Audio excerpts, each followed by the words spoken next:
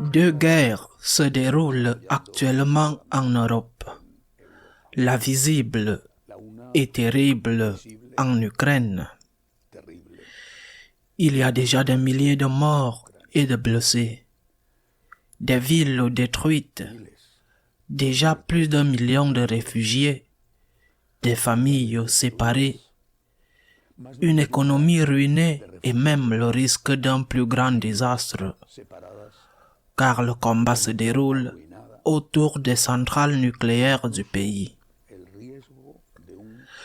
Quelle que soit l'excuse ou la cause que le président russe Poutine peut avoir pour mener cette guerre terrible et mortelle, quelle que soit cette excuse, il n'a pas le droit de le faire. Pour ce qu'il fait, Poutine va déjà être considéré comme l'un des plus grands criminels de l'histoire, au même titre qu'Hitler ou Staline. On ne peut pas détruire un pays et tuer des milliers d'innocents, quelle que soit l'excuse qu'on utilise. Mais il y a une autre guerre en Europe. Elle n'apparaît pas tellement dans les médias. Elle est plus sournoise. Elle ne détruit pas les maisons. Elle ne tue pas les corps, du moins pour le moment. Mais elle fait aussi des victimes innocentes. Cette deuxième guerre a lieu en Allemagne et à l'intérieur de l'Église. C'est le grave problème du synode hérétique allemand. Ils essayent par tous les moyens de mettre fin à la petite, presque insignifiante opposition interne qu'ils trouvent dans l'épiscopat de ce pays, et ils le font en harcelant la figure la plus représentative de cette opposition, le cardinal Volki de Cologne. Ils ont d'abord organisé un rapport prétendument professionnel, l'accusant d'avoir été tolérant à l'égard d'un prêtre pédophile. Ce rapport, produit non par hasard par le même cabinet d'avocats qui a publié plus récemment un autre rapport contre le pape Benoît XVI, l'accusant de la même chose. Un rapport frauduleux qui s'est avéré très frauduleux, et ce n'est pas un hasard si cette société est une société basée à Munich et qui, dans le cas du pape Benoît, a même été payée par l'archevêché de Munich. Ce rapport frauduleux contre le cardinal Volki ou contre le pape émérite ne valait clairement rien. C'est pourquoi le cardinal Volki a commandé un autre rapport et ses résultats ont été remis à la police pour qu'il n'y ait aucun doute sur son authenticité.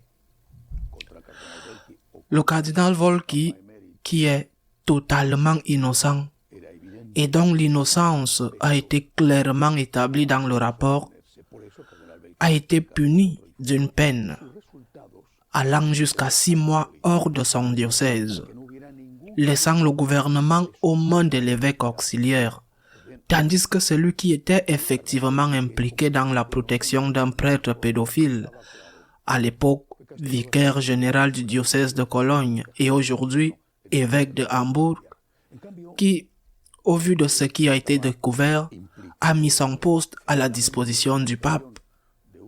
Lui a été maintenu dans le diocèse sans la moindre sanction.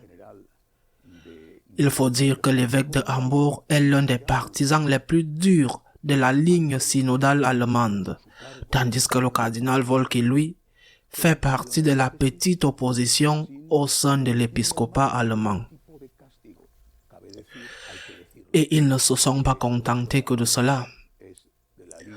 Lorsque Volki est retourné dans son diocèse après 6 mois de punition, de bannissement, il a découvert qu'un secteur libéral, prétendument progressiste du diocèse, demandait au pape de le démettre de ses fonctions, même avec le soutien d'une grande personnalité comme le cardinal Ulrich, un jésuite, président des évêques européens.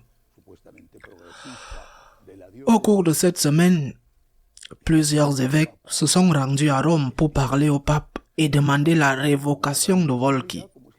Et Volki est même allé mettre sa démission à la disposition du pape pour la deuxième fois. Et nous attendons le résultat. Il serait très grave que Volki soit écarté. Le cardinal Marx, par exemple, bien sûr aussi en faveur du synode allemand, le cardinal Marx, qui a également mis sa charge à la disposition du pape, comme l'a fait l'évêque de Hambourg, le cardinal Marx est impliqué avec une bonne chance que l'accusation soit vraie. Il est impliqué dans une affaire de protection de prêtres pédophiles dans son ancien diocèse.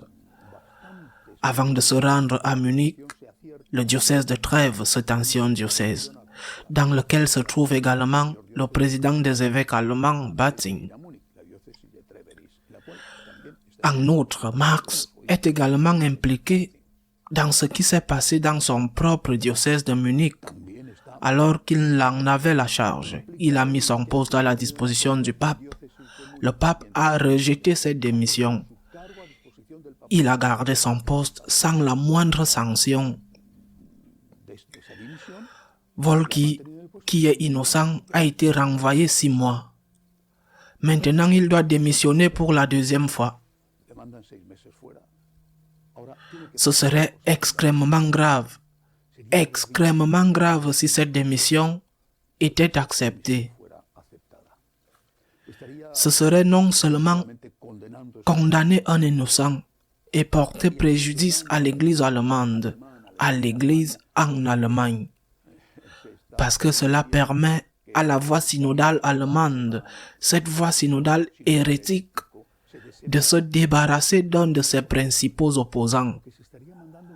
Mais ce serait aussi envoyer un message, un mauvais message à toute l'Église, parce que ce serait dire qu'au-delà des discours, au-delà des paroles, il y a au moins un soutien implicite à ce synode allemand hérétique. Hitler et Staline étaient des spécialistes en la matière, plus Hitler que Staline. Leur thèse était « Essaye d'acheter ton ennemi. Si tu ne réussis pas, détruis-le moralement pour que son opinion ne soit écoutée par personne, que son opinion n'ait aucun poids. Seulement après, si même après avoir inventé des calomnies, après l'avoir détruit, si même après cela, il a encore cette importance, ce poids, cette autorité, alors tue-le. » Ils essayent de faire de même avec un innocent, le cardinal Volki. Prions avec insistance pour que la fin de ces 2 guerres en Europe, celle qui détruit des villes, qui prend des vies humaines, qui détruit un pays, mais aussi celle qui se déroule en Allemagne et qui vise à changer la doctrine et la morale de l'Église et va emporter les quelques opposants pour que les guerres cessent, pour que l'innocence du cardinal Volki soit clairement maintenue, pour qu'il ne soit pas destitué. Prions. À la semaine prochaine, si Dieu le veut.